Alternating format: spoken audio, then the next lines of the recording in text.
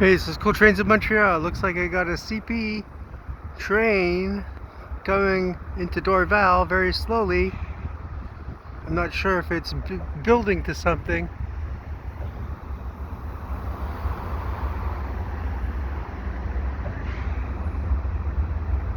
Or if it's going to be come through.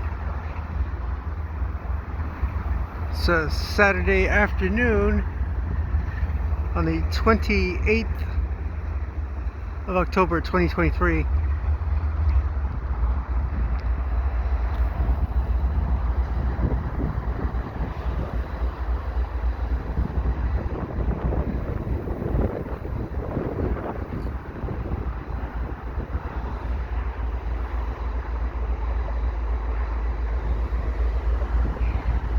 With a little luck, maybe I'll get a CN freight too.